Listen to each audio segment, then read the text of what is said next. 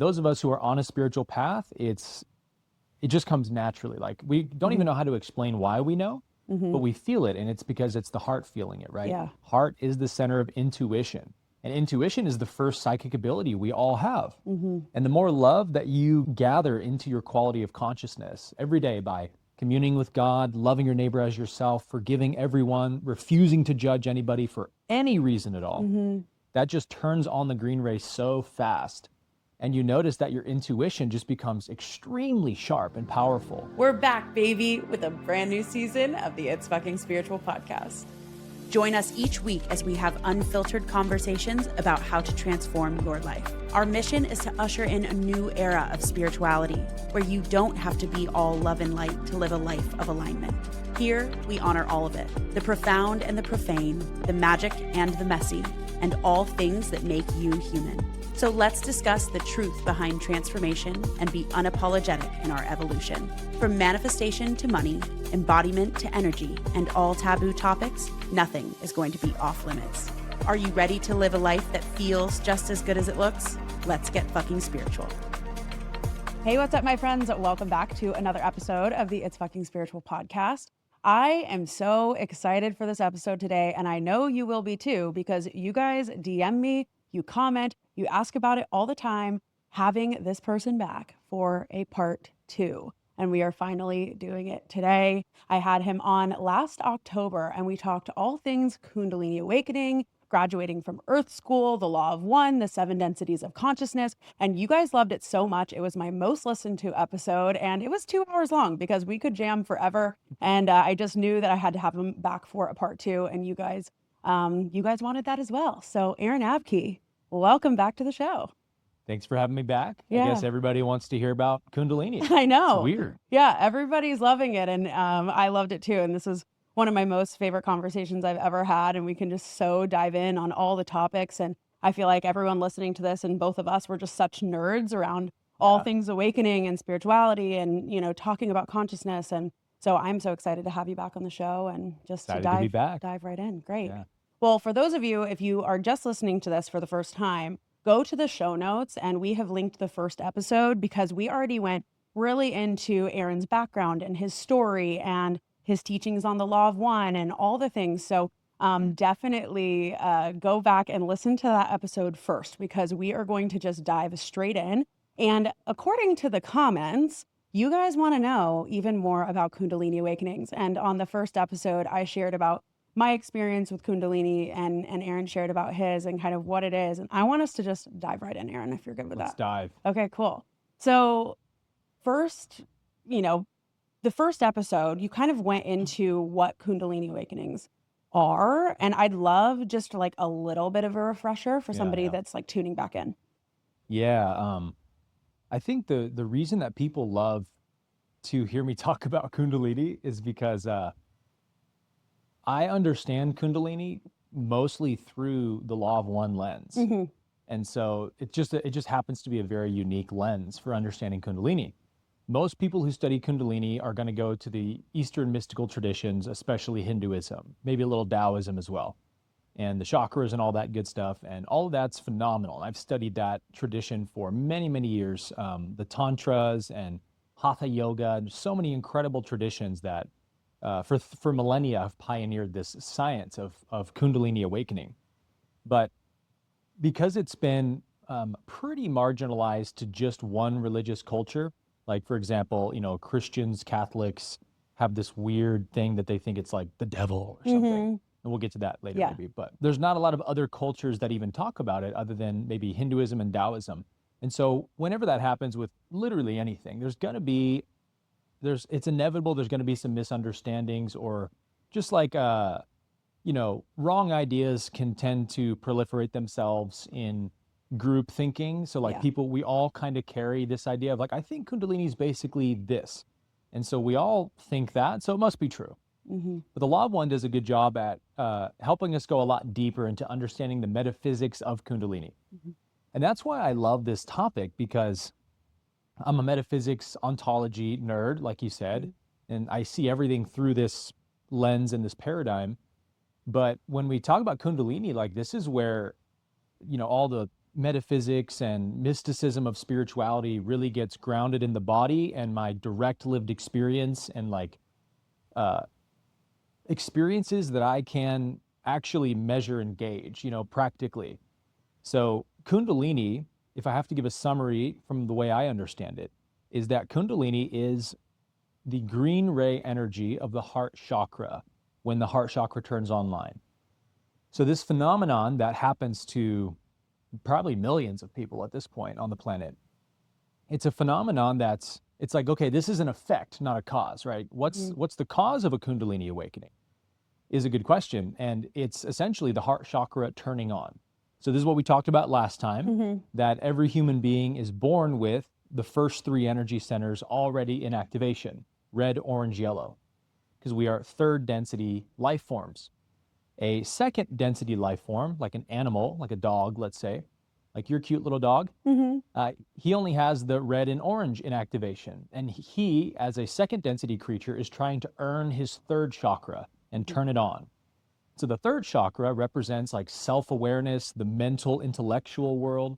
And so when we have pets, and Ra talks about this in the Law of One, we're actually helping, like without realizing it, we're helping these second density souls graduate towards third density, because you give your pet a name, which is part of self-awareness, self-identity. So they learn self-identity because you name them and talk to them with a name. You give them rules, boundaries, limitations that, if you do this, you don't get affection. If you do this, you do get affection. And so all those catalysts are causing the dog to slowly evolve towards being a self-aware entity. And so likewise, the human being is in the same exact position, really, only that we have the three chakras online already, and we're trying to earn the fourth one. So how do we earn the fourth chakra like an animal earns the third chakra? Well, you have to know, what is the fourth chakra? What does it represent? And we know it's the heart chakra, right? So to evolve our consciousness towards fourth density consciousness means to gradually integrate more and more love into our consciousness. Bless you. Sorry. Thank you. See, blessings. Excuse me. That's what love does. So the more loving we can be, the more the green ray will turn on. And so this is what Hinduism does talk quite a bit about, that the language they would put it in is that the Kundalini is Shakti. Shakti is the divine feminine. The divine feminine is love, basically. Divine masculine wisdom, divine feminine love. And so they're very much right. But in all my studying and reading of, Eastern literature on this topic, I've never come across any teaching or teacher saying that Kundalini is your heart chakra turning on, specifically that. The closest I've seen is like you have to focus on turning your heart chakra on to get Kundalini to awaken or to manage it, which is definitely true. But the Law of One helped me to understand, like, no, it is a response to the heart chakra turning on. So if you want to turn on your Kundalini, yes, there's gimmicky things you can do neurologically, like super intense breath work with locks and bandhas to like pump this energy through your nervous system, and you might get Kundalini to pop. I don't know if I'd recommend it personally. I think we talked about this last time. Yeah, if it happens, great. But but even if it does happen, like, know that's not when your Kundalini awakening begins. It feels like it is because it's this huge event, right? But if you have a Kundalini, we called it the inner conjunction on the last episode. If you have an inner conjunction, which is where the lightning bolt shoots up the spine and all of that amazing stuff, that is a sign that your Kundalini's already been active for quite a while to build up to that point where it can have this huge discharge. So your Kundalini started awakening long before that event happened. So that's, in a nutshell, what we're talking about when we're talking about Kundalini, is that everywhere in the universe, every being is at a different density level, which really means how many chakras are they using? How many chakras do they have in activation they can operate from?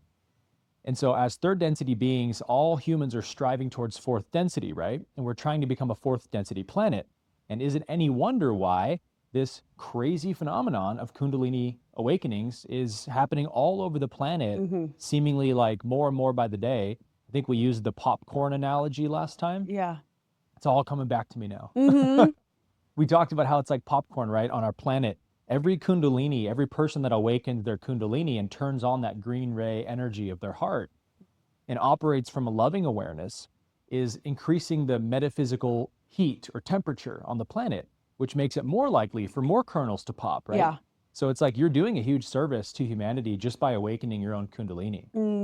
Wow. Yeah. There's so many different things that are going off in my brain right now and questions as every time I listen to you speak. Yeah. And that's beautiful, right? Because I think, as you mentioned on the last episode, we need 51% of our planet. Isn't that right, to shift? Yeah. And then does it shift everyone, or? Briefly interrupting this episode for a very special announcement. If you are someone that has been loving this podcast, that you love this work, you really are ready to deepen in your own feminine embodiment journey, you are ready to expand your capacity to receive abundance and what you desire in your life, and you want to do it all in sisterhood, and you want to travel out of the country. Drum roll, please. I invite you to join us in Costa Rica in May of 2025. We have officially opened the doors for our Costa Rican Expanded Woman Retreat, where we are going to spend 5 days and 5 nights together in the jungle of Costa Rica and just go really deep together in sisterhood. So if you have desired to attend one of the It's Fucking Spiritual retreats and you want to join us in Costa Rica, it is going to be such an incredible time. There's going to be organic food. There's going to be deep workshops and so much bonding and sisterhood and beach bonfires and excursions and all of the things. And honestly, you guys, every single time that I have taken the leap and gone to something in person, my first ever retreat as an attendee was in Costa Rica. And that is where this podcast idea was actually born. And so every single time that I have chosen to take the leap and I've gone somewhere in person alone and nervous and ready for my expansion, there is so much transformation on the other side. It is honestly how I have built my life, has been from taking multiple days to go really deep, to receive reflections in sisterhood, and to really claim what I want out of life. And I invite you to do that with us if it's something that's calling you. This is by application only. So definitely go and fill out the application in the show notes. There's going to be so much information about the retreat, the dates, pricing, all of that in that application, and go and take a look. And if it's calling you, definitely apply. Even if you're on the fence, definitely apply, and we will review your application. And if you have any questions, you can email us at support@rachelgibler.com, and we hope that we will get the chance to meet you in Costa Rica in May. No. The planet just goes into now It's like fourth no, density? Yeah, you're right on that. Okay. It's sort of a no and yes, because I think what you might be asking is like, if once the planet reaches 51%, then everyone on the planet must be fully fourth density. Yeah, it doesn't shift everyone immediately. No, it's okay. Everything is gradual. But again, it's more of because we're all connected. So when the planet goes fourth density, hitting that 51% or greater polarization mark, then again, it's turning up the metaphysical heat on the planet. So there's more and more green ray energy on the planet. So there's less and less, like it becomes less cool to be judgy, for example. Like that's one way how it does affect everybody. Okay. But everyone still is on their own individual journey. It's not like you just jump an entire density because the planet did or something. Yeah. It's all a spectrum, but the more we all evolve, the easier it is for the rest of us to evolve. So we're all like holding hands in this thing. Okay. And you can so see that even just like in school kids, like it's not cool to be a bully anymore. It's not cool to, It was super cool when we were kids. Yeah. Though. Yeah. What, unfortunately. A lot of bullies back then. Right. Yeah. So, okay. This is so interesting. And I feel like we're going to pop all over because we'll stay on Kundalini, but I do have a question around, so if we're moving up the chakras, right? And if we're moving from this third density to fourth density, moving into awakening the heart chakra. But I think often, our sixth chakra, which is our, third eye, and we think of maybe our intuition. From my understanding, right? Like so many of us or all of us are deeply intuitive. And I've had times where I've had like visions of certain things or knowings or, we go into the clairs and all of that kind of stuff. But like if your heart, if you're not fully like, I'm definitely not in my heart 24/7 for sure. Right. Where like I teeter back and forth as I think most of us do on the planet. But but yet I'm still noticing that I'll have times where I feel like I have an activation in my sixth chakra. So can you explain that a little bit? Yeah, Do you know what I'm asking? Like, do you totally. get Yeah, what yeah, okay. of course. Yeah. It's a common question. Mm-hmm. This is another thing the Law of One helps me understand, Mm-hmm. how the chakras work and interrelate with each other. Ra says that until the green ray comes online, the upper three energy centers are like not available at all. So they call the green ray energy center, the heart, the great stepping stone. Mm-hmm. Because if you think about it, you have the lower three, red, orange, yellow, triad, and then green ray, and then you have blue, indigo, violet. So you've got 3-3 with a 1 in the middle.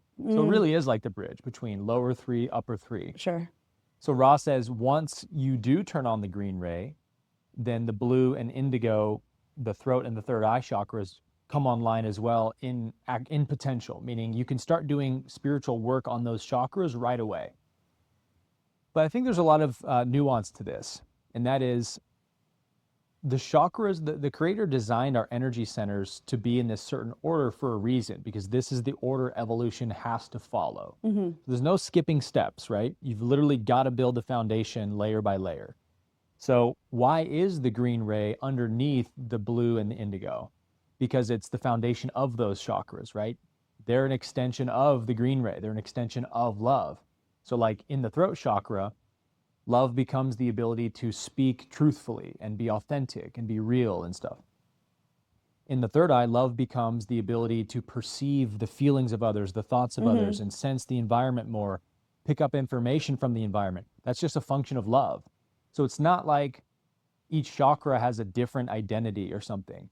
They're all working in tandem, and they're really all, it's one consciousness in 7 different layers type of thing. Yeah. So once we know that love is the most important energy to cultivate. And so I think a lot of people do themselves a disservice, spiritually speaking, when they get really excited about turning on the throat chakra or the third eye chakra, and they haven't really spent a lot of time and energy and focus turning on the heart first. Because you're going to keep coming back to that chakra, man, until it's like basically 100%, you know? Yeah. So the other big part of this is that the throat and the third eye abilities will awaken naturally as the more that love grows. Because again, love is the foundational energy for all of it. So the more love you have, the more charged your other chakras are too. And love is the energy of the creator. So all psychic abilities, all wisdom, all of that stuff comes from first having love be there. And likewise, if love isn't there, then it's like, good luck turning on your third eye. I mean, you can sort of do it. You can practice the psychic abilities of that chakra, but you're not going to walk at that sage level of intuition and connectivity that they have so effortlessly. Right. Because they've turned on their heart chakra 100%. And so they're able to just be in that state naturally. Whereas you've got to do all these third eye meditations every day just to get like a glimpse. Right. It's like, might as well just work on the heart, Okay, this makes so much sense. Yeah. So, well, then what about people who, as we talked about in the last episode, maybe choose the service to self path? And you can see that in a lot of the spiritual guru, we see that in our industry a bit. There's the darkness and the light, and people that masquerade in this false light matrix. And so would you say that, like, there's these people that act like, I have these answers and I am so connected to the vision and this, but are they actually truly in their heart and with love? So then so do they not actually have the visions and the things that they claim? Or like, what does that look like? They might not. Okay. Yeah.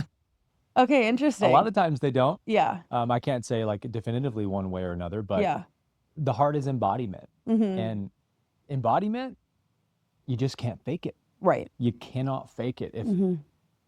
At least if you have it to any degree, it's pretty easy to spot when it's real or not real in somebody else. That's so true. Somebody who's totally not embodied yet, who's, still a very young soul, super unconscious, not on a spiritual journey yet.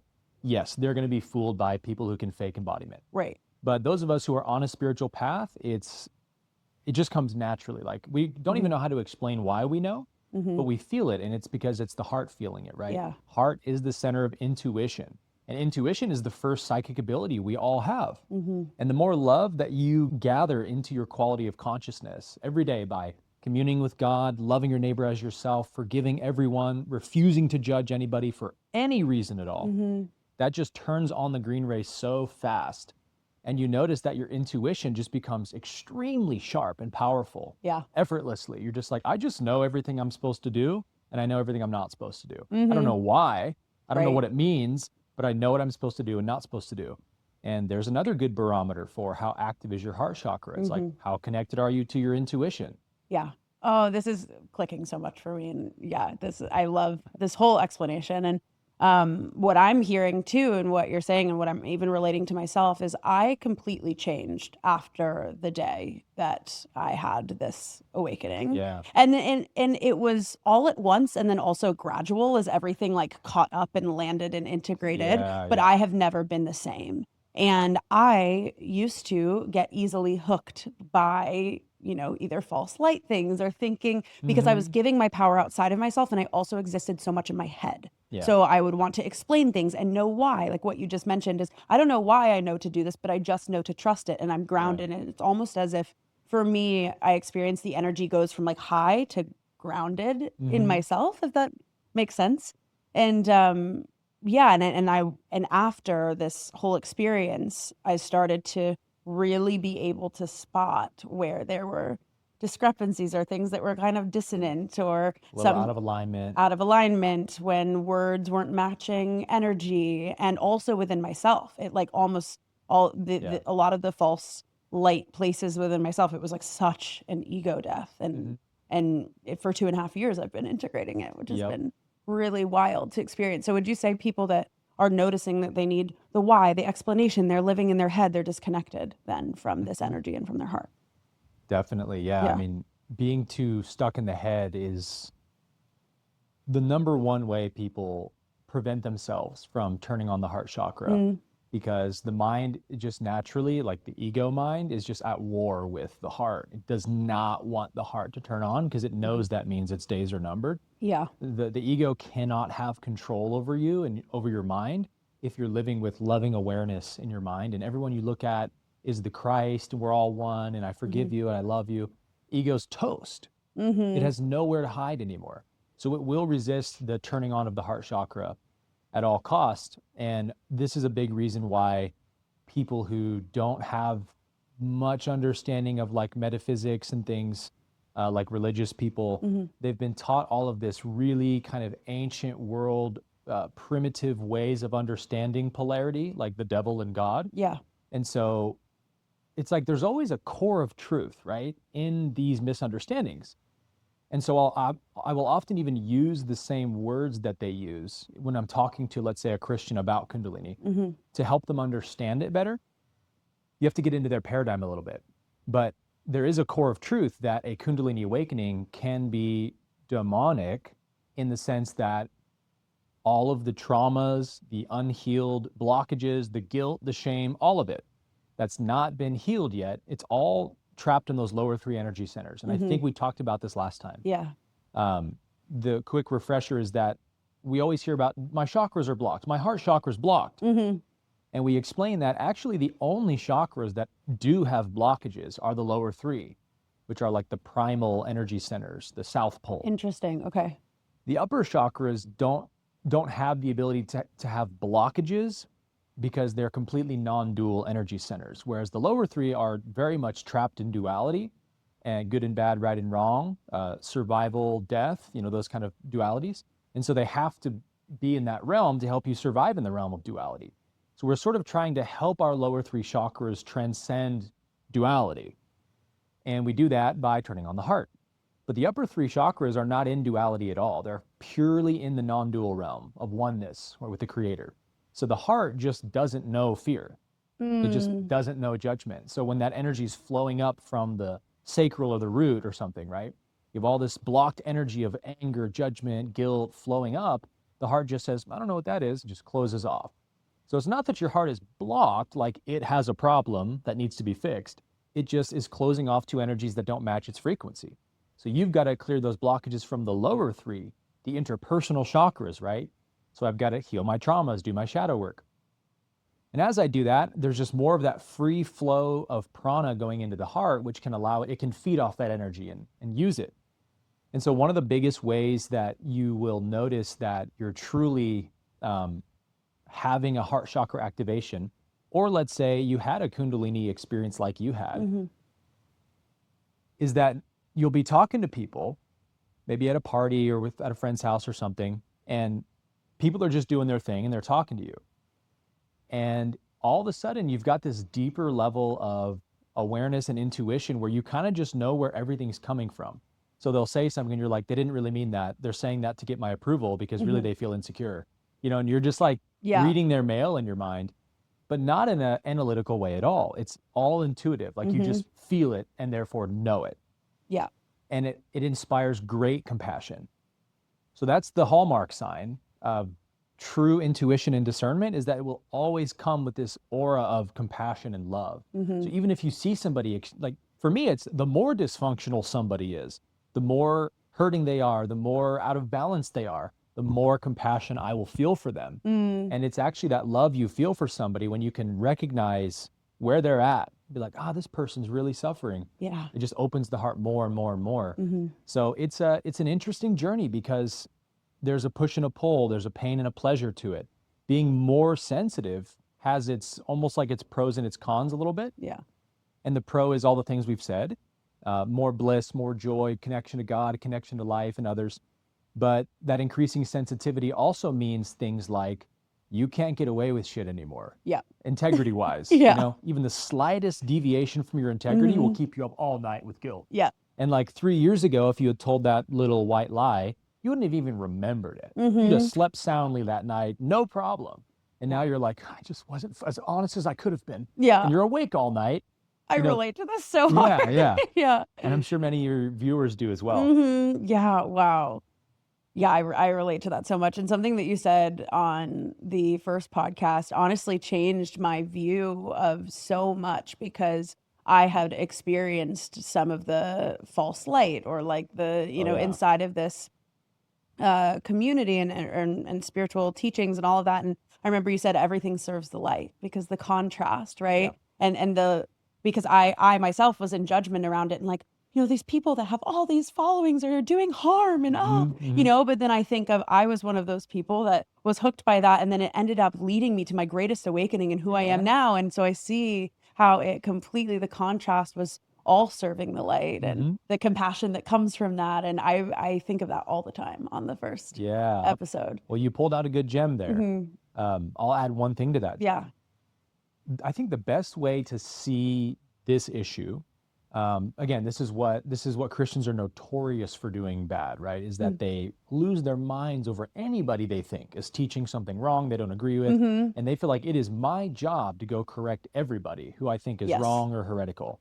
And so I have like a new hit piece video almost every day on YouTube now from Christians being like, this guy's evil, don't listen to him, he'll lead you astray, you'll be sucked into hell before you know it. And I feel so bad for people who live from that. It's like a panic attack disorder almost. It's like everything, the slightest little wrong thing I disagree with makes me feel like the devil is here in this room with me. I've got to rebuke this thing. Yeah. And it's just such an unstable way to live your life. And so the interesting part about what you just brought up is like, imagine life as a buffet table, and you go to this room with this buffet table for the purpose of identifying what your favorite food is. And that's the whole point of this, right? So you've got this line of food lined up, ready to go. And you're going down the line and you're tasting each food one at a time. And most of them you're like, ooh, gross, and you spit it in your napkin or whatever. So the Christian apologist who's like, that's evil, is like somebody running up to you while you're in line at this buffet, tasting all the different foods and delicacies, and pulling you away and saying, be careful, like that tastes horrible. You don't want to taste that. Only taste what's good. And you would respond and say, well, I can't know what I think is good without tasting what I think is bad. So like, this is part of the process, my friend. Like, please don't interrupt me. Yeah. I need to taste what I don't like so that I know I don't like it and I never go back there again. Yeah. So if you don't let people go through their life experiences, they don't get the catalyst they need to learn and grow and know themselves better. So you've got to trust God, whether you're Christian or not Christian, right? Trust the Creator, that the Creator has everybody where they need to be. And if somebody is sucked into a cult or something and following this teacher that you think is so bad, just say, okay, I bless them on their path. For whatever reason, that's the path they needed to go on. How do we know? Because they're on that path. And so God is going to use everything for the highest good. Yeah. But when we get afraid and doubt and in fear, and we try to interfere with the process, then we can do damage, because we're not trusting the process. We're trying to tell somebody else, you shouldn't be listening to that or going to this thing. It's like, how do you know they shouldn't? Yeah. Because like you just said, you went to one of these events, and looking back now, like you disagree with all of that philosophy or whatever, but it was the best thing that ever happened to you. Yeah. So it's like our arrogance gets in the way of God all the time when we judge like this. And this is why Jesus said over and over, do not judge or you'll be judged. Do not condemn or you'll be condemned. Forgive and you'll be forgiven. For the measure you give is the measure you get back. This is the law of one. This is a Course of Miracles. This is like the most basic spiritual principle on earth. You've got to just let people be where they're at, forgive them and love them. It's not your job to correct people. And when you think it's your job to correct people, you're the person with the plank in your eye that Jesus told the parable about, right? Wow. Yeah. And what I feel so deeply is when, you know, we're trying to self-impose what we think is best for somebody else. It's us, you know, either living in fear or trying to control, and in a way trying to play God, right? And like, let me control how this unfolds. It's playing God. Yeah.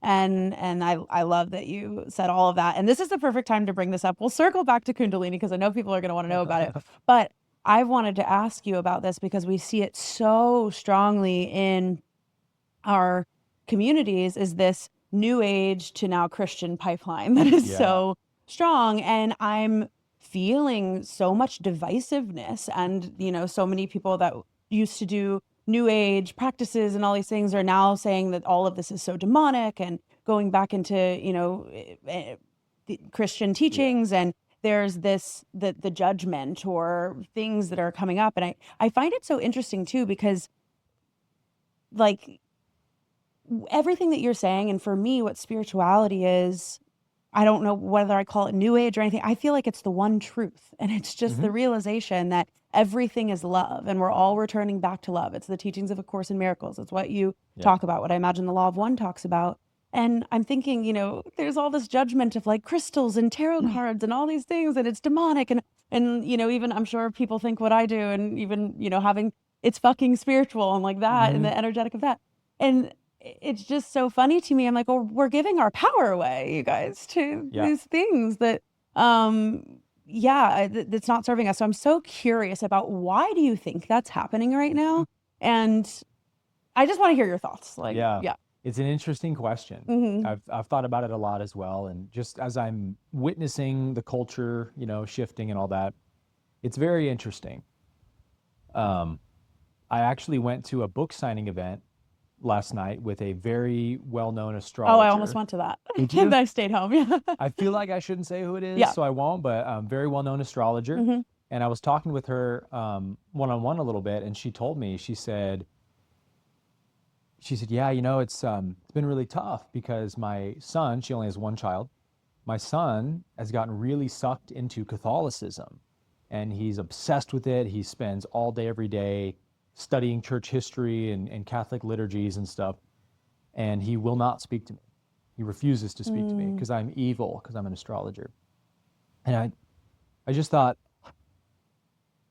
what worse thing could a soul do? You know, in terms of like, when you go to the other side after your lifetime and you have your life review before God and get to watch your whole life back and the things you did, like that would be of the most regretful things your soul will ever look back on. It's like, oh my God, I cast my own mother out of my life because of my dogmatic fundamentalist belief.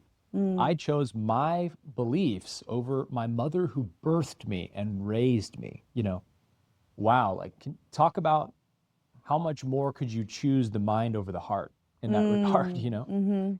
And so I'm just going to give my opinion on this because here we are in a podcast and you asked me my opinion. Not saying I'm right. But with all of the 2020 stuff, the COVID stuff, the Great Awakening, what has happened on our planet? We've seen a ton of the demonic exposed, a ton of the negative polarity, as the Law of One would put it. Corruption everywhere, right? And we're seeing it all exposed. And so it has naturally invoked a lot of fear in the collective. And it's like Christianity and Eastern Orthodoxy, Catholicism, all these denominations were just withering like a dried up root before 2020. Like church attendance was at all-time record lows. Churchtrack.com saw a study that said up to 2019, it was trending that 1.2 million Americans per year leave the church, leave Christianity in America alone. Wow. It's a lot of people. That's like, I think it's like 10% decline or 12% decline every decade. It was like, oh, I mean, Christianity won't exist in like less than 2 centuries. It'll be completely gone, you know? And maybe that's a good thing. Maybe there's some downsides to that. But now with 2020 and the incredible amount of fear and division that's being sowed, and just people are seeing evil on full display. The people that are in power, the controllers, the negative polarity that's been running this planet, now the masks are off and everybody sees who these people are and what their plans are. And it's honestly quite frightening to the average person. I also had no illusion that people like that were in those positions of power on our planet until 2020. I was projecting my light onto everything and saying, yeah, I know there's some people out there that they're corrupt, but it's not the majority and most people will mean well. I would have told you that. Yeah. And now it's like pretty much everybody in power is there because they're either actively or going to be soon on the negative polarity. And now I understand why, because why would a positively polarized being seek out positions of power?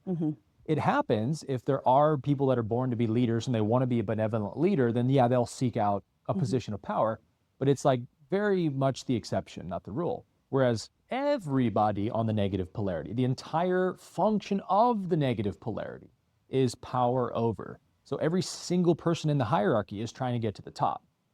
So it's a total, competition.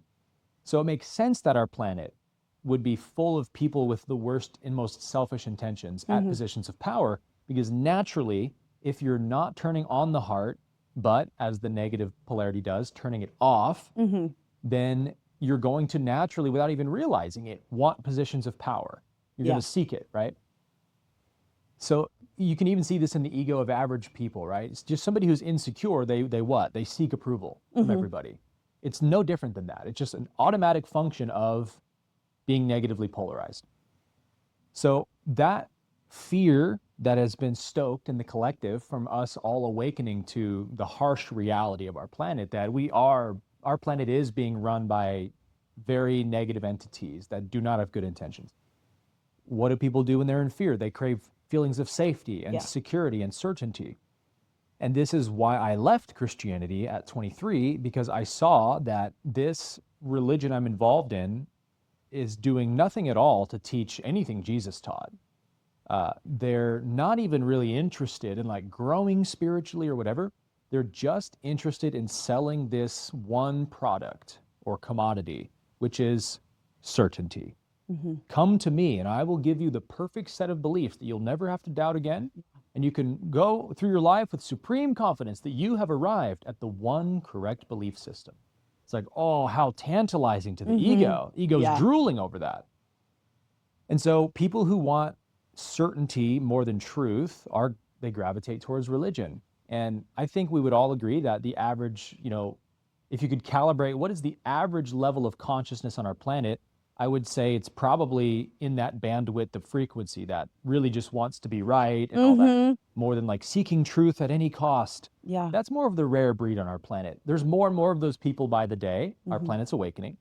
But nonetheless, there's a lot of people that just want certainty and they want to feel right.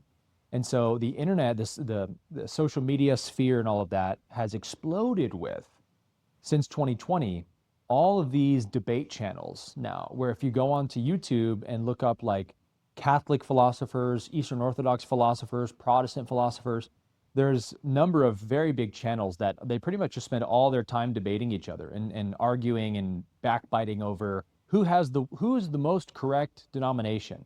And the Catholics say, we're correct because we have the Eucharist. The Eastern Orthodox say, we're correct because we have the right Trinity.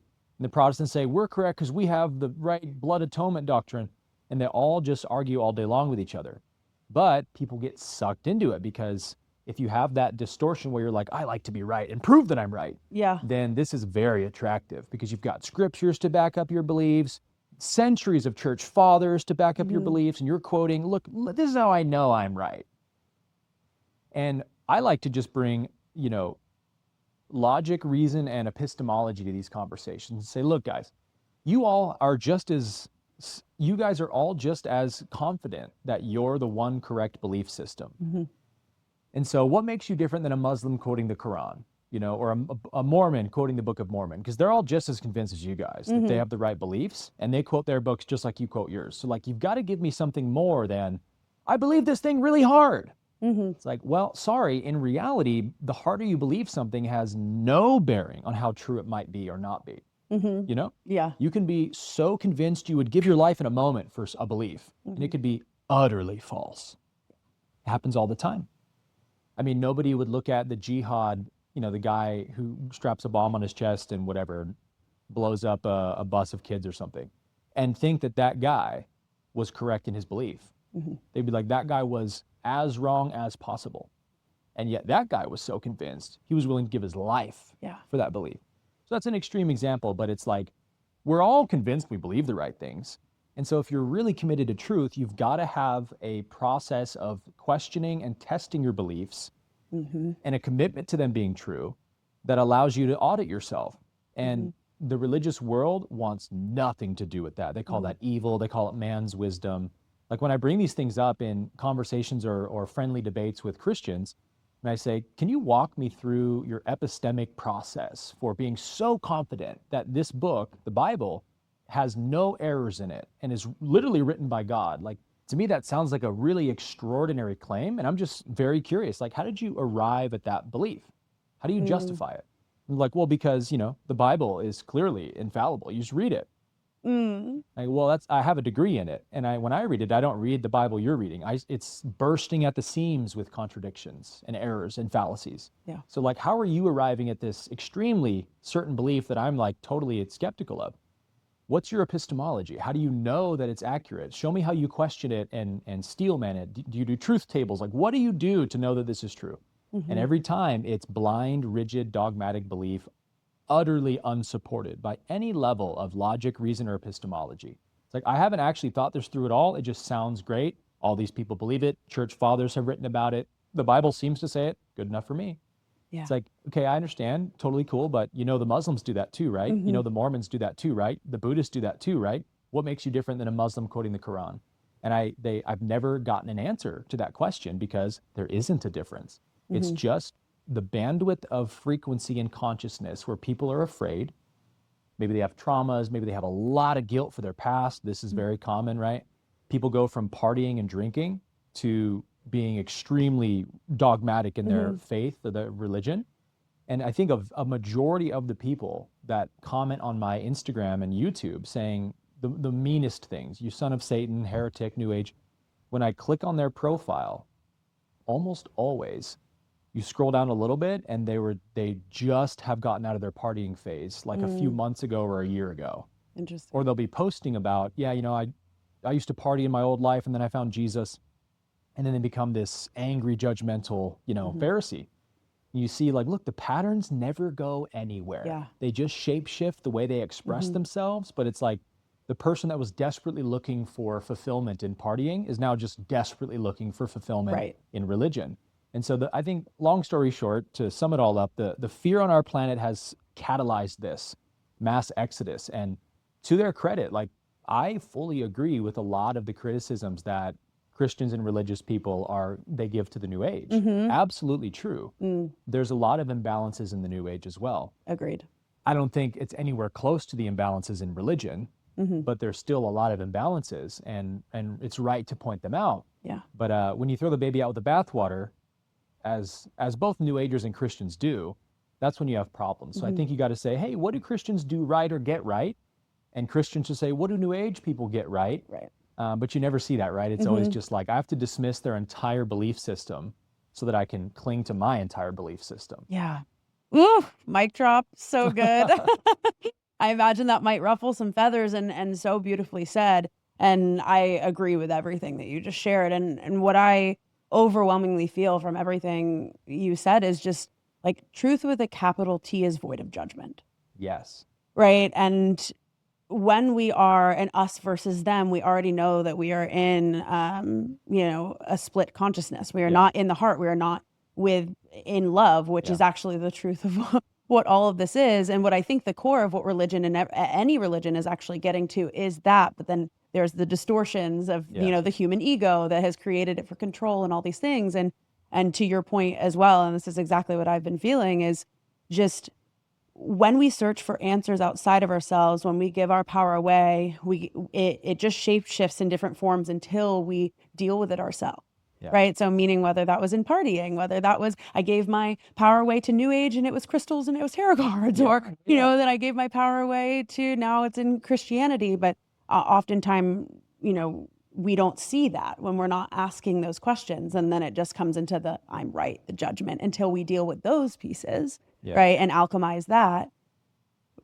It's just going to continue to shapeshift. So if I love it. If you're carrying guilt from your past, and I've been such an asshole, I've hurt people, I've made huge failures, I've humiliated myself, whatever it is. If you're carrying all that guilt about who you used to be, what could possibly feel better inside to pacify that than, but I'm right now? Mm-hmm. Yeah. It's like the only option for the ego to compensate for all the pain it feels inside is maybe I've been a loser, a failure in the past, but now I've got it together. Right. And so it cannot afford to let go of the death grip it has on I've got it all figured out, because then what's left? It has to confront the darkness. It has to confront what it's running from. And the ego is fiercely committed to not doing that. So what makes a person do that is suffering, right? Pain and trials. And I think this is why Jesus's gospel message to me is so stunningly beautiful, because there's just layers of depth to it. We know that Jesus was, Sermon on the Mount, blessed are the poor, for theirs is the kingdom of heaven. Blessed are those who mourn, for they shall be comforted. Blessed are the meek, for they shall inherit the earth. Blessed are the peacemakers, for they shall be called children of God. In Jesus's day, everybody looked up to the elites and the powerful and the aristocrats and the priestly class, and they were just these day laboring peasants who didn't have much of a life. And so the worldview back then was God favors the rich and the powerful and clearly disfavors the poor and the not powerful. And Jesus came and just flipped it all upside down and said, the first shall be last. In the kingdom of heaven, the first shall be last and the last shall be first. And he went and hung out with the sinners, right? And one of my favorite lines from Jesus that he says to the Pharisees, I can't remember the scripture reference, but he says, I tell you the truth, prostitutes and tax collectors are entering the kingdom of God ahead of you. To the priests, he says, whores and tax collectors are entering God's kingdom ahead of you. And that's a scathing indictment for a Jewish priest to hear, from somebody. Yeah. And the reason he said that is because I think it's the private, secret sins that are the worst ones, right? The secret pride, the hidden manipulation, deception, and all that stuff that we're not honest with ourselves about. It's the hidden darkness we don't acknowledge that is the worst. And the people that are just like, look, man, I've tried everything. I tried religion. Didn't work. Like, I just want to go get drunk. I just want to go to the whorehouse, man. I just want to gamble. It's like there's something more raw and true about that. There's something more honest about it than, look at me, I'm a priest with my pointy hat. Look at me, I'm a Catholic, I'm an Eastern Orthodox. I have all the correct beliefs. The Trinity's right, the Bible's right. And you're so haughty, you're so puffed up on your own knowledge and beliefs. And you're forsaking the heart of the law that Jesus always rebuked the Pharisees for. He's like, woe to you, Pharisees, because you tithe mint, dill, and cumin, and you do the rituals, and you go to the temple, and you neglect all of the weightier matters of God's law, justice, righteousness, love, mercy, and these you should have prioritized above your dumb rituals. That was Jesus's message, was God is close to those who are suffering and far from those who are prideful and puffed up. And so he went out and pointed out the people that were puffed up, not only to help them, because somebody who's puffed up, I think metaphysically, like the only energy that really gets through to people that are super puffed up is either a very disarming moment of love that they weren't expecting or harsh rebukes, one of the two. And Jesus just had no problem debating the Pharisees like that. But I think he also did it for the people listening to make an example out of, I'm going to show you what God's kingdom is like. My kingdom's not of this world. My kingdom's of heaven, and we're trying to bring heaven to earth. And here's how we do it. We love each other. We forgive. We heal the sick. We take in the widow and the orphan. It's like, why was Jesus so concerned with loving people and helping the needy and not judging? Oh, because none of those things happen in heaven. You know what I mean? Yeah. Literally trying to bring heaven to earth. That was his prayer when they said, Lord, teach us how to pray. He says, pray like this: your kingdom come, your will be done on earth just as it is in heaven. Like, that's the gospel, is bringing heaven to earth. And you don't bring heaven to earth through judgment, as religious people so often do. Yeah. And I think that's an important point to remember for people who might be in religion or coming out of religion, is like, religion can be good, absolutely. And there's friars and monks and priests and bishops who are so pure-hearted in their faith. But I think nobody would deny that the vast majority of people that get sucked into Orthodox religions end up being prideful and haughty and very judgmental and looking down their nose at everybody else, especially the sinners. And actually, the people that are committing the worst sins, going to the whorehouse, drinking, porn addiction, drug addiction, you name it, the things that Christians judge the most are actually much closer to awakening than they are. It's like, it's always darkest before the dawn. It's like those kinds of sins create the worst kinds of suffering. They bring about the most heavy karma. And so they humble the soul, right? And so the soul becomes like the prodigal son or something, where it comes to its senses at a certain point. It says, look, I can't find happiness in the beer bottle, at the whorehouse, in the drugs. I can't find happiness there. And then they finally start turning within. But the person who thinks they have everything figured out, they're as far as possible from divine truth. Yeah.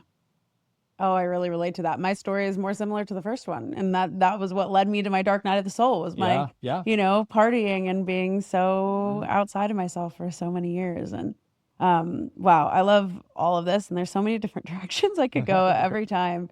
I'm curious, just because obviously we're talking a lot about religion, and if we are, speaking on, okay, we have these, for lack of a better word, criticism of religion, or these things that we see that are separate from love, just to balance the scales, I'd be curious your thoughts around the parts of New Age that you don't agree with. Well, so I started a podcast called The Jesus Way back in like November or December, because I feel like I wanted to offer a solution for both camps. Because I'm trying to bring Jesus to the New Age, because I look at the New Age world, and I really, really strongly dislike that term, but there's just no other term anyone uses. Yeah. It's just this convenient catch-all. I have no idea what it means. Nobody knows what it means. I would agree with that. But we all know what it means. Yeah. So I want to bring Jesus to the New Age because it's very easy, to your point, to get sucked into different fun, cool spiritual modalities like Reiki or tarot or even astrology or something great like that. All of these things are very helpful and beneficial and have their place, but they're not real spirituality.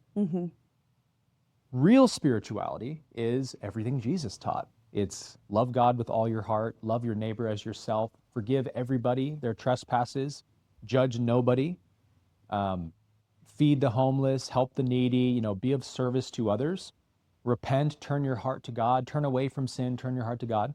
These are the staples of spirituality. And the problem is they're not sexy. Yeah. But tarot cards are sexy, and crystals are sexy, and long meditation retreats are sexy. And again, all that stuff can have great benefit. But when you make those things the foundations of your spirituality, you are, as Jesus would say, building a house on sand rather than rock. They're going to fail you at some point, If you're not really working on the basics of like, can I just learn how to be a little more patient with people? Can I just practice forgiving people who've hurt me in the past? If you're not doing that stuff and just trying to open your third eye, the universe is going to show you that. It's going to slap you around a little bit. And I'm speaking from experience, When I came out of Christianity, I spent like 7 or 8 years doing nothing but studying Eastern mysticism, because I needed the correct knowledge and understanding of God, because Christian Protestant world I came from had such distorted, the masculine is so distorted, right? There's just no understanding of the divine. But the feminine is a little bit more prominent, I think, in especially like evangelicalism. It's like loving God, worshiping God. We all love to worship God and do it all the time. That's great. And I had a lot of that. I was a worship leader. I loved to worship God. But understanding who God was, not at all. And so Eastern religions really gave me the understanding of God from philosophies like non-duality and Advaita Vedanta. And I was very satisfied with, yeah, now I feel like I understand God more, God's nature more. But I started to dry up inside and forget about what I was brought up in, was really just this passionate love and devotion to God. And so I came back full circle to Christianity for that, and really started practicing like Christian mysticism and contemplative prayer and meditation, and really just bringing those two together. The wisdom and the love was the secret I was missing. And so I remember being at this point where I cried out to God one day in my apartment, because I'd been practicing meditation for years. I read all these non-duality texts. I would listen to Eckhart Tolle and do everything I could think of doing to expand my consciousness. And I was still suffering and still depressed, and like there was some improvement, but like not at all what I hoped or expected. And I would get frustrated of like, I'm devoting my whole life to spiritual growth, and I'm like, I don't feel like I'm growing. I'm just suffering more and more. Yeah. And so I cried out to God one day, finally in frustration, once I let the I've got this all figured out, pretense fall away. It's like, God, I'm fucking pissed. I don't get this. I'm so frustrated. This is so unfair. I meditate, I read, I study. What the hell else am I supposed to do, man, to grow spiritually? And like a ray of light just came out of the clouds and pierced into my mind and said, well, Aaron, you must have forgotten that you actually used to love me and not just study about me and stuff. And it was like an epiphany, like, oh my God, I used to love God before I really knew anything about God. I had all the wrong understandings of God. I didn't understand non-duality, but it didn't really affect anything about my relationship. Like God met me there, and I had this beautiful relationship with God as a Christian my whole life. And so that's when I knew I have to go back to that. And that's when I started really diving back into Jesus and his teachings. And when you join Catholicism or Eastern Orthodoxy, they'll make you repeat the Nicene Creed, right? At the Council of Nicaea, which is something like, I believe Jesus was born of a virgin, born and raised in Galilee and Nazareth, suffered under Pontius Pilate, was crucified, buried, resurrected on the third day, and rose to the heavens and died for my sins. Amen. And that's all anyone really knows about Jesus's life and ministry for the most part. I mean, you could literally go into like a Catholic church and ask the average, person there, attendee there, like, hey, what's your favorite salvation teaching of Jesus? And I asked a prominent Christian apologist, Wes Huff, this in a debate. I said, what do you think Jesus taught about salvation? They're like, well, Jesus died for our sins, rose on the third day. And I twice had to clarify. I said, no, I'm sorry. Let me clarify. I'm not asking you what you think is salvation. I'm asking you, what did Jesus teach about salvation? What did he actually say salvation was?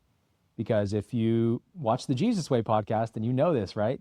Jesus never said any such thing in the Nicene Creed. Jesus never said you have to confess me as Lord and Savior. Never said you have to believe in my death and resurrection to be saved. Those words, those pillars of Christianity are utterly absent from the mouth of Jesus.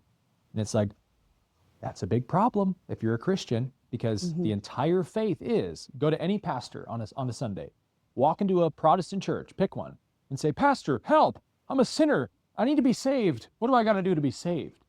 And they will tell you 100% of the time, well, brother, you need to confess Jesus as your personal Lord and Savior and believe in your heart that he died and rose again for your sins, and you'll be saved. And the problem is Jesus never said that. In fact, he said the opposite of that. Jesus rises from the dead. It's like Jesus literally rises from the dead and still doesn't tell people to believe in his resurrection. But he says, go and preach repentance for the forgiveness of sins to all the world in my name. Like, go tell the world what my message is. Repentance for the forgiveness of sins. Not blood atonement, not I died for your sins. Like, just repent, turn your heart to God. And Jesus said that from the beginning of his ministry. So how do we get so lost in the sauce? It's like we just forgot about everything in between, born of a virgin and was crucified under Pontius Pilate. Like, that's in the Nicene Creed, right? It literally goes from, I believe Jesus was born of a virgin by the Holy Spirit and suffered under Pontius Pilate at the crucifixion. You're like, wait, where's the 30 years in between Where's there? the life? Yeah. Where's all the teachings? Where's all the ministry of Jesus? Where's all the demonstration of Jesus?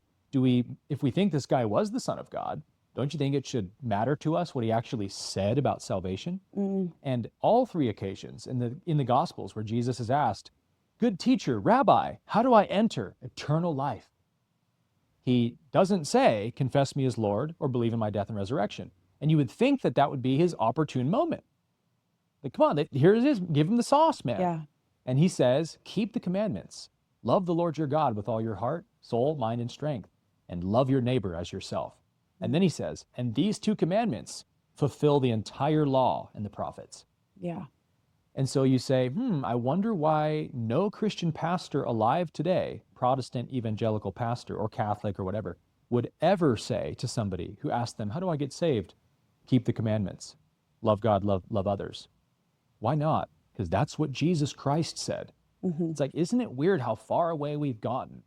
So I try to get Christians back to Jesus in that way, and I try to get New Age people back to Jesus, because I think New Age is lacking the grounding in these like core spiritual principles: forgiveness, love, service to others. That's the positive polarity. And that's how you turn on the heart and activate Kundalini. And so I think New Age people tend to be very well-meaning. Of course, there's lots of spiritual ego in it, as you would expect, but for the most part, they're well-meaning. They just maybe don't know what these basics should be, because a lot of them did come out of religion, and they throw the baby out with the bathwater. They say, hey, it's not in Christianity, man, so let me not open that Bible anymore. And I think that's the travesty that I'm trying to correct a little bit is, hey, we actually are throwing some of the baby out with the bathwater here, because we can get rid of Paul and church fathers and every other book in the New Testament and just read the red letters of Jesus and know everything we need to know about salvation. Yeah. Forgive and you'll be forgiven. Judge and you'll be judged. That's all Jesus ever taught about salvation. Wow. I love how you just brought it all back home. Beautiful. And yeah, it's so, just what I'm getting from all of this is like, we've gotten so distorted. We've gotten so far, whatever side, I'm saying with quotations you're on, right? The truth with a capital T is simple, not easy. Yeah. And that's why so many people, I think, go away from that truth, because they have to actually turn the mirror, look within, and look at all of the places, right? And it's so much easier to give your power away to either some dogmatic, like, a belief system, or whether that's crystals and tarot and astrology. And it's like, if we just actually strip all of this down, it's what A Course in Miracles teaches. It's what Law of One teaches, right? And it's the simple truths that we get to come home to, and that love and patience. And it sounds like that's what you're really desiring to bring everyone to, which I so agree with and love. Well, I'm glad you said that about truth being simple but not easy, because Jesus said that too. Jesus said, the road is wide that leads to destruction, and there's many, many that find it. But the road is narrow that leads to life, and there are very few who find it. And so then he says, so I tell you, strive to enter through the narrow way. And that word strive in Greek is the Greek word agonizomai, which means to struggle and strain with intense effort and difficulty. He was trying to say, the way to life is hard, eternal life, right? The way to eternal life is hard because it requires you to crucify your ego. And Jesus said, if any man wants to be my disciple, just know what's up first. You got to deny yourself, take up your cross daily, and then you can follow me. Jesus was basically saying, you got to be about that life. You got to be willing to crucify that ego every single day if you even want to consider being my disciple, because that's all I'm interested in teaching you, basically. And so if you think about his teaching of the way is hard that leads to life and easy that leads to destruction, and Christians, that's one of Christians' favorite verses to point at New Agers, is New Age is the wide road that leads to destruction, and religion is the narrow road that leads to life. And I'm like, okay, there's 2 billion Christians on planet Earth. A road that could fit 2 billion people in it doesn't sound very narrow. Yeah. Oh, yeah. Sounds pretty darn wide. But then if you look at the principle he's laying down, is that it's easy to find suffering and it's hard to find life in God. Well, what's easier than just being handed a creed to confess with your mouth and a set of beliefs to believe in your brain, and then boom, you're saved. Yeah. Get out of jail, get out of hell free card. It's like it's literally the easiest possible form of spirituality. There isn't something easier that you could even think of than just say this thing and that's it. You're finished. That's the end of the spiritual road for you. There's nothing else you can do beyond that, Rachel, because you're a sinner, totally depraved. You can't be righteous. You can just confess Jesus's righteousness on your behalf, because you'll always be a wicked sinner. So confession and belief is as best you can get. Yeah. So it's attractive to people because it's easy, it's convenient, and it gives them that false sense of certainty. But it's like, how many people on our planet, Rachel, are daily trying to die to themselves and forgive their enemies and serve the needy? It's like, Yeah, that sounds like a pretty narrow road on this planet right Yeah. now. Yeah. And the alternative lacks personal responsibility, right? Because it's like, Yes. I can just keep sinning, but because I believe in this, I will be saved. Yep.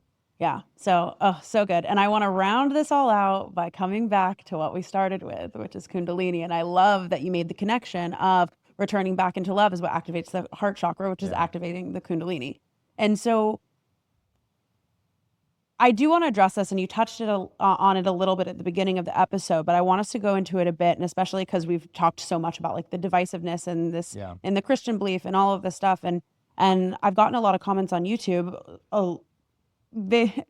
A lot of them are like, oh my gosh, I, loved the Kundalini conversation. This is so fascinating. There's kind of a camp that a lot of people are like, I think I had a Kundalini awakening. And then there's the camp of believing that it's evil, right? Or believing that it's negative in some way, or believing that there aren't quote unquote negative physical repercussions of Kundalini if you're in the light of God or Jesus or something like that. I'm just curious your thoughts on people believing that it's evil, or that, because I definitely had really interesting physical symptoms that felt scary at the time. And there have been some people that have said, that's evil, or that's the devil, or that's, you're not in attunement with love, or whatever they're sharing. So I'm curious your thoughts on that.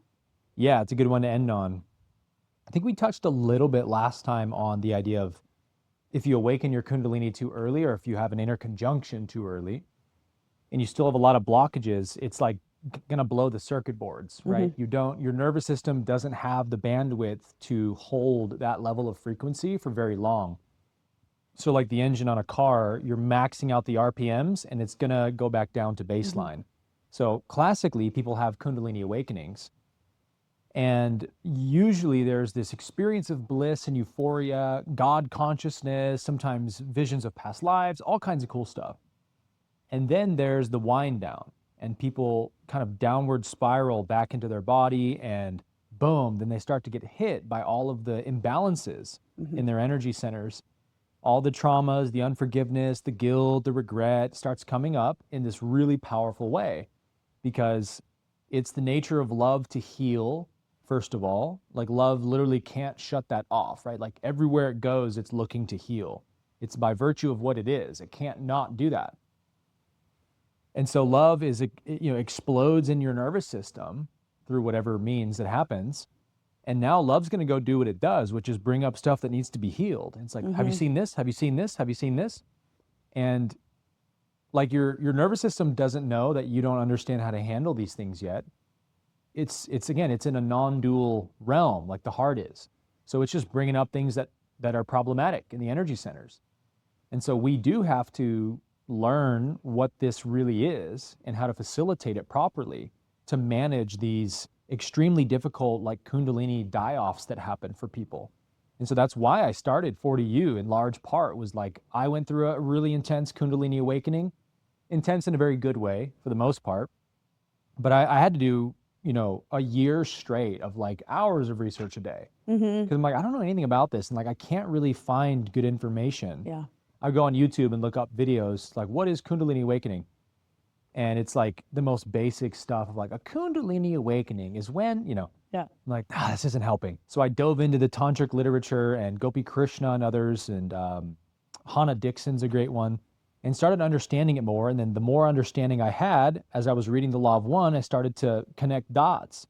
And I thought to myself, everything the Law of One says about Kundalini and everything I know about it makes me feel like it has to be the green ray energy center turning online in the nervous system. But the Law of One doesn't say that, like explicitly. But there's another channel, the LNL research team that channeled the Law of One has continued to channel since then, a different entity named Quo, Quo. And they have all these channeling sessions for, 30 years now. So there's a massive archive of channeling sessions on their website. But somebody found this quote from, I think it was like 2008, a channeling session from Quo. And somebody asked Quo directly that question of, hey, what is Kundalini? And like, is it the fourth energy center turning on? And Quo said yes. And Quo goes on to explain, Kundalini is the green ray energy turning on in the nervous system. So your cells are literally going through this upgrade from a third density frequency to a fourth density frequency. And so that can be experienced as challenging and painful, just like growing for children is painful. Having your teeth come in can be painful. Just because it's painful doesn't make it demonic, you know? But the reason that Christians think it's demonic is because they'll run into people that went through one and are now in a state of psychological unravel. And like, look at this person's full of demons. It's like, no, those demons were always in them. They were just lying dormant under the surface, and Kundalini brought them up to the surface. And now they can't avoid looking at them. And so they're losing their mind. A lot of people end up in psych wards, you know, and they don't know what's going on. They're like, I think I'm going schizophrenic because there's voices in my head. And it's like, well, it's because you had a Kundalini awakening, and those are other parts of yourself talking to you that need to be seen and heard. So nothing's wrong with you. You're not broken. You don't need drugs, and you definitely don't need to be in a psych ward. But nobody knows anything about Kundalini. So like, I got to make a resource to help the world is what I thought. And so when a Christian sees somebody go through Kundalini awakening and end up in this state, it makes perfect sense why they think it's demonic, right? But here's where we have to use some epistemology, right? Logic and reason. Do we know for sure it's demonic? Well, no, it just looks like it is from what I know. But let's first find out, like, is this a natural biological event that's happening? Because I think Christians assume it's this kind of weird spiritual event that's set off by demons entering you or whatever. So, you know, is it actually biological? And the answer is a resounding yes, right? There's been a few studies on this phenomenon, but you can just, you know, start interviewing people who have gone through this experience like you and I have. And they'll all describe the same symptoms for the most part, the burning lava veins in your meridians and all that. And even though the interconjunction itself is always described basically the same. And there's millions of people reporting this. So it's like, clearly this is some kind of biological thing that happens for some reason. And if it's biological, we know it's of God, because everything God creates is good, period. End of story. This is ontology 101. God is purely good, no evil whatsoever. So God doesn't create evil biological processes. Now, that doesn't mean that a demon couldn't take advantage of somebody who's in this lowly state after a Kundalini awakening, and they're blasted wide open and they have no clue what just happened to them. And yeah, they could be open to the demonic. So it's like, there's some truth in all of it. But to say it is always inherently demonic is absolutely flatly wrong. Because what do you say to all the people that have the opposite experience, of which there are many, who all of a sudden encounter God? Like I've known atheists who had a Kundalini awakening and realized God exists and became devoted to God. It's like, how do you call that evil? People become more loving. They see their past in a new way and say, I've got to go forgive those people and apologize for the things I've done. And they become very Christ-like in a weird way. It's like, how is that demons? A demon would never, ever ask somebody or manipulate somebody into being loving and forgiving and serving God. You know, these are mutual opposites. So there's a lot of questions that, if you're going to hold the theory, Kundalini is always evil, well, then you've got a lot of problems you need to address, a lot of questions you can't resolve with that viewpoint. So like anything, it can go one way or the other. And that's why, like, education is so important, awareness is so important, and support, you know, giving people a space or a facilitator, a group, a gathering, somewhere they can go to get support and learn how to facilitate this process in a safe and effective way. And that's really what our graduate program is in 40U, is we go through a 3-month program where we teach people these practices like Kriya Yoga, Kriya Pranayama, a lot of Hatha Yoga with bandhas and stuff, a lot of meditation. And all of these practices are ancient Eastern technologies that have been used for thousands of years to facilitate Kundalini awakening. And so all of those techniques are just for grounding the energy into the body, calming it, helping it not to get too like radioactive everywhere, and just grounding it. But none of those techniques, no breath work, no meditation, no yoga pose, will ever be able to truly awaken Kundalini. It has to come from an awakening of love. And so when Roz asked about what's the best way to raise Kundalini in the Law of One, you think he would have said, you know, go to a Joe Dispenza retreat and do some intense breath work or whatever, or something like that. And they say taking advantage of your life catalyst is the #1 way to raise Kundalini, which means, in Law of One speak, it means learn from your life lessons. Every experience you have is a lesson being presented to you by life. How are you going to handle this? How are you going to respond to this? Are you going to respond from love or fear? Only two options. There is not a third option. At every moment, every second of the day, we're making this choice between love and fear. And so the more we choose love, the more Kundalini turns on. Yeah. So it's like, whether it's a chakra, whether it's Kundalini, the premise we're working with is very simple. If you want it to turn on, you've got to give it a reason to turn on. You've got to put a stimulus on it, right? Why would your Kundalini turn on just because you're doing breath work and third eye gazing, but you're not trying to love anyone, you're not forgiving towards people? Yeah.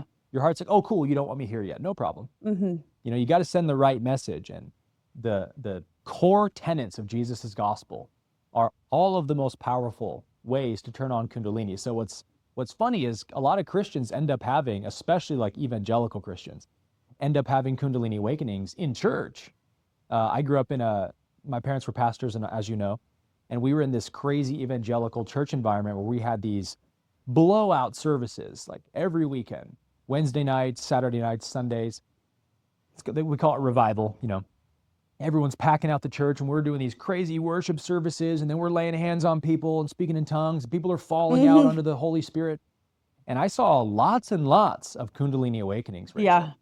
When I look back now, I didn't know it at the time, but my dad would pray for people or some other minister, and they would fall under the power and they would start convulsing and arching their back. And then they would usually get up after, you know, towards the end of the service when everybody comes back into their body. Then we do like testimony rounds, and like everybody gets up on the mic and they explain, here's what happened to me when you saw me go out and stuff. And I can't tell you how many people I remember saying, I felt this rush of heat up my back and it came out of my head and I just saw God, I saw Jesus. And Yeah. you're like, interesting. It's like literally they're having Kundalini awakenings in these evangelical church services that I saw from my own eyes for years and years and years. Because they're in an environment where they're all pouring out their heart to God in love, feeling unified with one another, being of service to each other, singing songs of joy and love and praise. It's like, that's the environment to awaken Kundalini in. Yeah. It's not complex.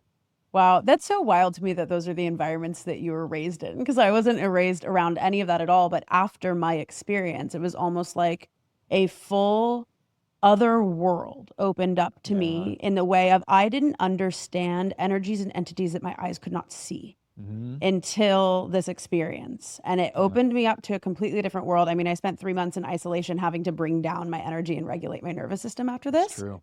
Because I got so blown out so quickly and just realized our world is not what we think it is. And there's so much that we can't see. And I heard you mention, before we wrap, I just want to like touch on this because I heard you mention it a few times. I'm sure people have questions, but you mentioned like, people think it's demonic entities, and it's like, yes, we can open ourselves up and they can be different things. But for me, I had to really grapple with like, what is all of this and what is this energy that we can't see and these entities and all of this stuff. And what I came to my own conclusion of, and this is what I'm curious about your thoughts around this, is like, what is demonic energy? What are these entities? And for me, what I realize is this is just thought forms. And are we aligning with fear or with love? And it's whatever we allow to like flow through. And I just realized that that's, for me, that's what as simple as I could make it. Yeah. That it's thought forms. What would you say on like, what is it when you're saying demonic entities or what do you mean by that? I would say first, it's really good. You should be grateful to yourself forever that you spent those 3 months in isolation, because that's another big mistake people often make, is they try to go reintegrate back into their life and society and job. I literally couldn't. Yeah. And it's just begging for, devastation in your life when you do that. So good for you. But the way I describe the demonic is just the negative polarity in general. Now, this is an important like philosophical distinction, that the positive polarity in consciousness is meant to represent everything that the creator essentially is in its true nature. Love, unity, wisdom, joy. And therefore, because the polarities are perfect opposites, the negative polarity has to serve as being a representation of everything that the creator is not, everything that is antithetical or opposite to its true fundamental nature. So this is another thing people get wrong in New Age, is they think it's all about having an equal balance of positive, negative, or light and dark. And it's like, I know what they mean when they say that. They mean like you can't resist the dark. That's absolutely true. but you definitely are not trying to have an equal balance of light and dark. Yeah. You're trying to be all light, no dark. Mm-hmm. But the way you expunge the darkness from yourself, yes, isn't by fighting it. Mm-hmm. It is by loving it and welcoming it. Right. And when you welcome darkness into the self, which is purely positive, it gets alchemized and depolarized and healed. So yeah, we're bringing everything into the self, but we are not trying to strive for an equal balance of dark and light. Why? Because what is negative, what is evil, does not exist. It is by definition false and unreal. And the word for this is privation in philosophy. Privation means an absence of or a deterioration of. So the example would be like a rotten tomato. When a tomato goes rotten, we can't call rottenness a second thing apart from the tomato. Nobody can take the rottenness out of the tomato and then stand them side by side. It's an intrinsic part of the tomato being deteriorated. So it's an absence rather than a presence. Yeah. It's a deterioration of health and wholeness, not the presence of, like, rottenness doesn't find tomatoes and sneak into the tomato and start causing havoc. It's not like a virus or something, right? Well, that is the nature of evil. It is the absence of truth, of light, of love. It's an absence, not a presence. Yeah. And so Ra calls the negative polarity the path of that which is not. And so when we ask the question, what are demons, for example, I would agree that I do think demons are thought forms in part, meaning when someone says, I'm being tormented by a demon, a lot of times what they really mean is, I'm being tormented by a thought form that I've created and can't get away from. Yeah. They don't know how to take the energy out of it. So they need help with mind training and inner healing. But someone also might say, I'm being tormented by a demon. And I do think that a negatively polarized entity is latched onto that person and feeding off of their fear and stuff. But it can only latch onto them based on where they have holes in their own being, right? So, and to me, I would think that their thought forms that are void of love is where that enters. 100%. Right? Okay. Yeah. There has to be an anchor point Yeah. of darkness, of fear to cleave onto, because what a demon really is, like, there's just souls in our universe. That's it. There's not like religion teaches there's this kind of weird ambiguous hierarchy of beings that they never really explain the difference in ontology, like angels and demons. Like, oh, those aren't people like us. They're other beings that don't have free will, but they live forever. And like, they just kind of make up rules. Yeah. It's like, no. We live in a universe of unity, which means there's just really one thing going on here. It's God knowing itself. So every sentient being in the universe is a soul on an evolutionary journey, dark or light.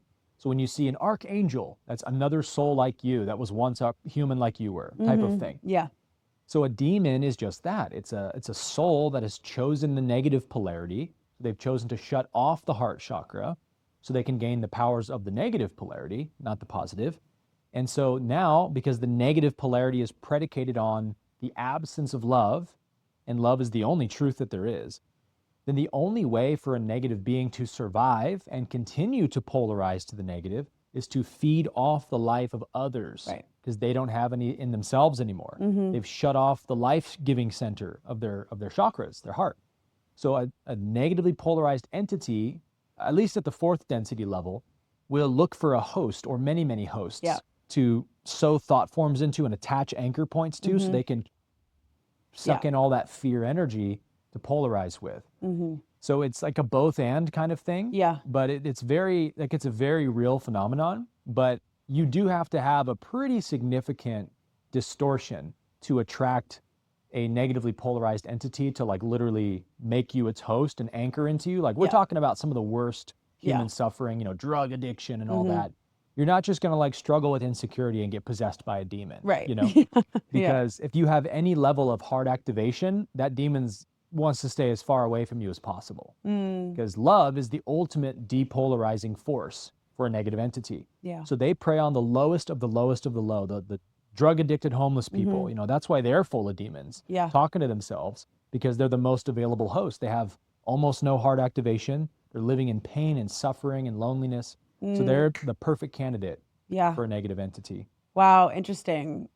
Yeah, I love hearing you say it this way, because I have my own understanding and like also my own lived experiences and experiences that I've had. And then hearing you say it like that, it just makes a lot of sense. And would a negative entity also want to latch onto somebody that wants to like fully seek power? Is that Oh yeah. Okay, because I was gonna say that would be the other that's side that I would see. Yeah. You're exactly right. It's very perceptive, actually, you thought of that, because that is the dream scenario for a negative entity. Is that like, if a virus, I don't actually believe viruses exist, but are you into GNM, German New Medicine? German medicine and terrain theory. They've never been proven or shown to exist in any way whatsoever at all. But it's a whole other podcast, guys. maybe they exist. I just don't think they do. Yeah. But let's imagine viruses exist. A virus is looking for a host that it can live inside of and feed off of. But here's the predicament of a virus type entity, is that eventually the host is going to get wise to you, because you're going to start causing problems in its health. Right. And it's going to go, what's the problem here? It's going to realize, oh, I've got a virus or a leech or whatever attached to me, sucking the life out of me. And then it's going to rip you off, right? So that's what's going to happen to the majority of hosts for a negatively polarized entity. The law of one even says like something like 90% of souls in the universe just naturally gravitate towards the light, the positive polarity. So, 1 out of 10 of your hosts at best are going to be like a long-term host that are going to say, hey, I actually like this negativity, this, let me see how far I can take this. And they're going to seek out positions of power. And now this demonic entity is getting extremely powerful because they've actually persuaded this being to not only go to the negative path, but succeed in it, and get even more negative and take power over others. That's like the dream scenario for a negative entity, which they very rarely get. And so, those people that are running our planet probably have many, many negative entities that are really running them behind the scenes, whether they know it or not. I think a lot of them do know it. And they develop a weird relationship, like a master. Chills. A master servant kind of thing. But we want to be masters and servants of the light, not the darkness. Yeah.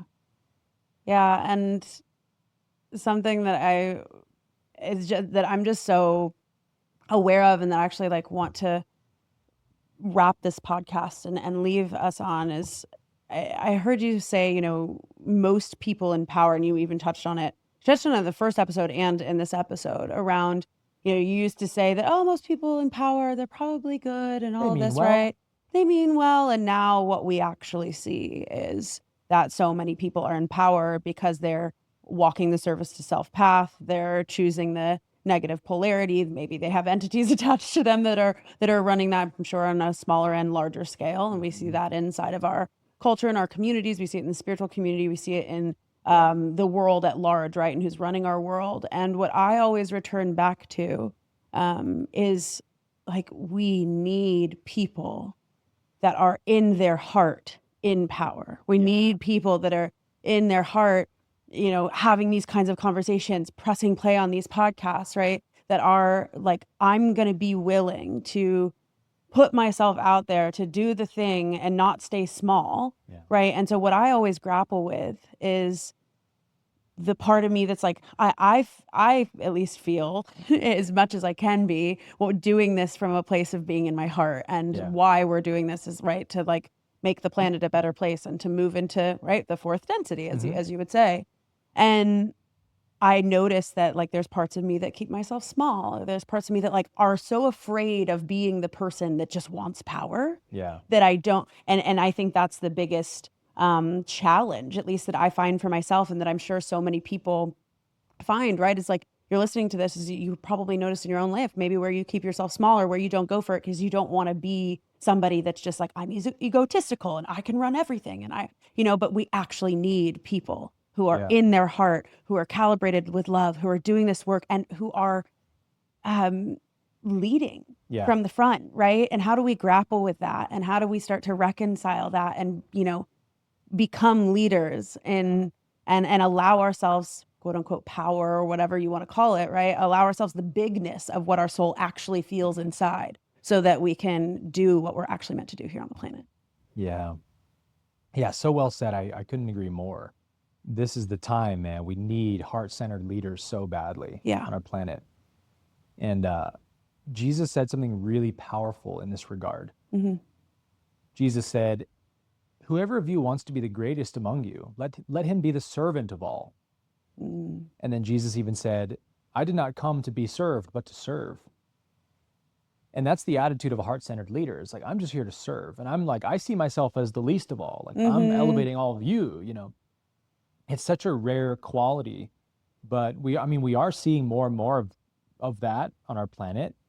And I think by nature of seeing its opposite will catalyze that more. The more that we recognize that we're all in big trouble, you know, with these people running our planet, it's going to naturally compel more people that are in their hearts to say, somebody's got to step up. Yeah. And like, why not me? And so when you try to be a leader in any capacity, it is one of the greatest catalysts you can take on this life. Everybody should try to be a leader of something, you know, in their life, because it does demand the most of you. Your character flaws, your imbalances, all these things that prevent you from being a truly heart-centered leader. And as somebody who like has a big platform and stuff, I will tell you, the ego is so sneaky when it gets power. Even just the power of being looked at by lots of people and thought well of by people, like, will be weaponized by the spiritual ego if you're not really keeping a sharp eye. And so for me, I just come back to humility, humility, humility. I do not ever want to feel exalted above someone in my mind at all. I don't ever want to feel like I'm entitled to something. Like, I want to be down in the dirt, eyeball to eyeball with human suffering, serving everybody I possibly can. And that's real leadership. And if you can't do that, if you're still looking for approval and acceptance and all that, then you're still seeking power for negative reasons. And so there's nothing wrong with that. It's very good to recognize that. But it's like, be careful seeking power when you're not truly committed to embodiment and humility and integrity, because the universe demands more of you, you know? When you're seeking a leadership position over others, like, the universe will hold you to a higher standard. And by seeking a leadership position, you're asking to be held by a higher standard, whether you know it or not. And so if you are going to take in a lot of these deep egoic imbalances that you haven't really worked on, if you haven't done a lot of inner work yet, and you get some position of notoriety and power, there's a good chance you're going to be in for a deep humbling at some point. You know, your distortions and imbalances will get exposed at some point if you're not very committed to working on them. So it's like, you can be a leader and have lots of imbalances as long as you're aware that you do and you're striving to be a better leader every day. That attitude, that intention, the universe loves it and says, bless you, I'll support you all the way. That's all I need is your heart. And again, this was Jesus's gospel. It's like, guys, God just wants your heart. And if God has your heart, God has everything. So if you're a leader, give God your heart. You know, say, I'm not here to exalt myself, God. Help me to be a better servant today. Help me to be more humble today. And as Jesus said, in the kingdom, the last are the first and the first are the last. So you look at the people that are serving and taking plates and dishes and hustling and bustling. You're like, oh, look at the lowly plebs serving. Us fancy aristocrats are at the table being served. This is human wisdom. And in the kingdom, it's the total opposite. It's like the person serving is just racking up spiritual polarity. You know? And you're over here inflated with your big fat ego at your dinner, thinking you're better than your servant, your waiter. It's so funny to me how inverted spiritual reality is from the ego's perception of it. And so we should strive for the antithetical things to worldly wisdom. Strive to be the servant, strive to be more humble, strive to have even more disciplined integrity. And these are the things that earn us those eternal rewards.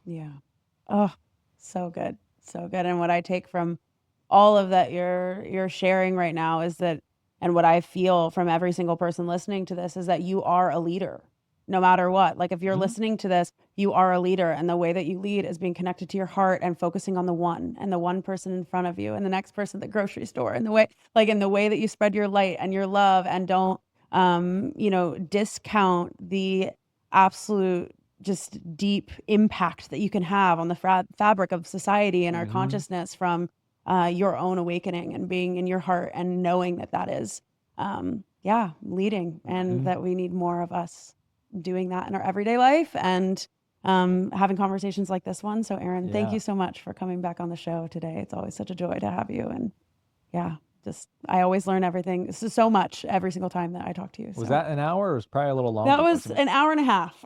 Okay.